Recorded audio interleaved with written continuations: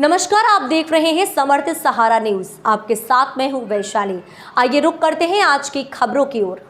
बुरहानपुर जिले में 500 जिला पुलिस बल के प्रयासों को नई दिशा देते हुए आज गणपति थाना क्षेत्र में पुलिस वेलफेयर पेट्रोल पंप का भूमि पूजन कार्यक्रम आयोजित किया गया।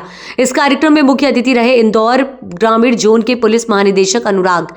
आईजी अनुराग जिले के 2 दिवसीय दौरे पर हैं। दौरे के दूसरे दिन उन्होंने गणपति थाना क्षेत्र में पुलिस वेलफेयर पेट्रोल पंप का भूमि पूजन किया। इस पंप से जिले के पुलिसकर्मियों और उनके परिवारों को सुविधाएं मिलेंगी। साथ ही पुलिस वेलफेयर फंड को भी मजबूत किया जाएगा। बुरहानपुर में आपराधिक गतिविधियों पर काफी हद तक नियंत्रण पाया गया है।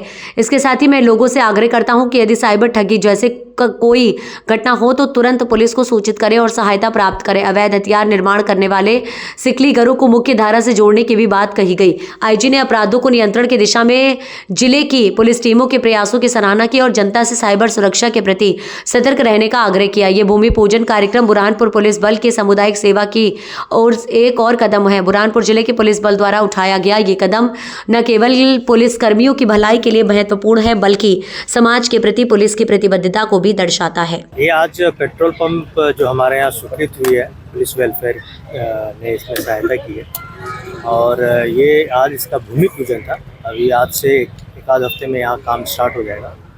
भारत पेट्रोलियम जो है वो इसमें काम कर रहे हैं, BPCL। उनसे भी हमारी बात हुई है तो वो बता रहे हैं कि लगभग 60 दिन में वो इस काम को कंप्लीट कर लेंगे। उसके बाद कुछ परमिशन के बाद फिर इसको ऑपरेशनल करेंगे।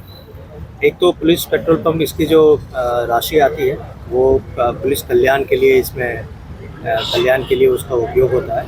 न केवल बुरहानपुर का बल्कि पूरे पुलिस परिवार का होता है। पूरे मध्य प्रदेश में जो तो पुलिस है, कई सारे हमारे पेट्रोल पंप दूसरे यूनिट में हैं, तो वो एक फ़ायदा रहता है। और दूसरा यहाँ बहुत ही प्रोमिनेंट जगह पे, बहुत ही इम्पोर्टेंट जगह पे ये पेट्रोल पंप है, तो यहाँ काफ़ी हम उम्मीद करते हैं कि यहाँ पे सेल भी काफ़ी रहेगा और वो अच्छी तरह से ये संचालित होगा। हम इसी सर, बुरहानपुर में 2 दिवसीय दौरा था सर, क्या चुनौतियाँ देखने को मिली? क्योंकि एक तरीके से साइबर क्राइम भी है और यहाँ सिकलीकर का भी है, एक बड़ा नेटवर्क है, कैसा देखते हैं सर? 2 दिन का ये हमारा वार्षिक निरीक्षण था। कल हमने परेड देखा, पुलिस लाइन का भ्रमण किया और सैनिक सम्मेलन भी किया। फिर कल अपराध समीक्षा भी हमने की है। पूरे ज़िले में जो अपराध घटित हो रही हैं, जो पेंडिंग है, किस कारण से पेंडिंग है, जो लंबे समय से पेंडिंग है, एक अपराध को हमने समीक्षा किया है और एक लक्ष्य निर्धारित किया है सभी के लिए कि इसको किस प्रकार से अलग अलग क्राइम को किस तरह से डिस्पोजल करना है, और टाइमलाइन भी हमने उसमें दिया है। जो मुख्य रूप से जो चीज़ें इसमें समझ में आई है वो है जो आप बता रहे हैं कि सिकलीगर का एक खास एरिया है जहाँ पे सिकलीगर काफ़ी सक्रिय हैं। वो समय समय पे उसमें कार्रवाई भी हो रही है। नई टेक्नोलॉजी आ जाने के कारण उनके तरीका जो है थोड़े से डिफरेंट हो गए हैं। वो हमारे लिए चैलेंज है और किस तरह से उनको पकड़ें, किस तरह से उनको ये गतिविधि को समाप्त करें, एक चैलेंज तो ये। दूसरा चैलेंज ये है कि किस प्रकार से इन लोगों को मुख्य धारा में शामिल करें। उसके बारे में भी SP साहब से चर्चा की। कुछ यहाँ पे NGOs भी काम कर रहे हैं, उनको मैंने देवेंद्र से बात की है कि उनसे बात करें कि उसको और क्या हम हेल्प कर सकते हैं, वो क्या कर रहे हैं, किस प्रकार से उसका रिज़ल्ट क्या आ रहा है, फीडबैक क्या आ रहा है।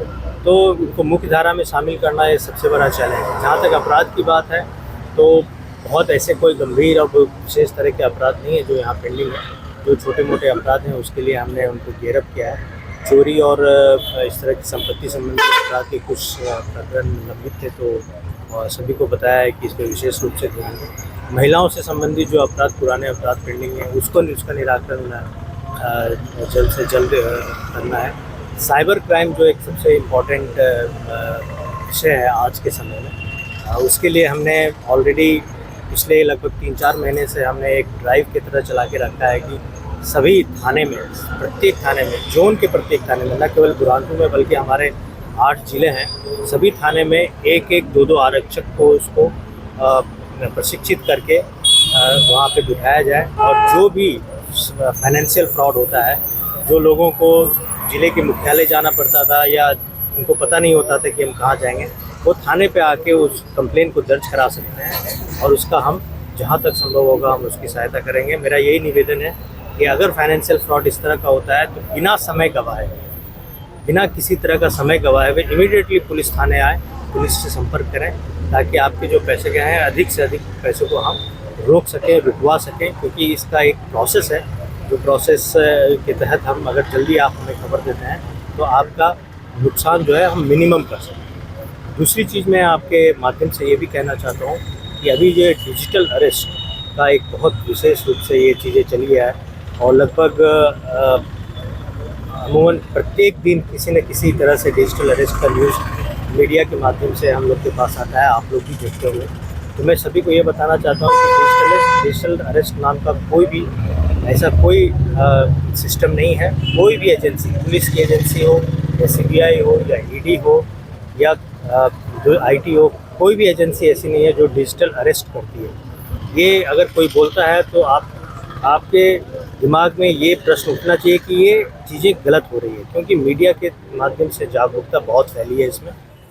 पुलिस अधिकारी भी अलग अलग अवेयरनेस कैंपेन भी चला रहे हैं और बता भी रहे हैं कि डिजिटल अरेस्ट नाम की कोई चीज़ होती नहीं है। अगर इस तरह की कोई भी बात करता है कि आपका पार्सल है जिसमें अवैध रूप से कोई चीज़ आया हुआ है।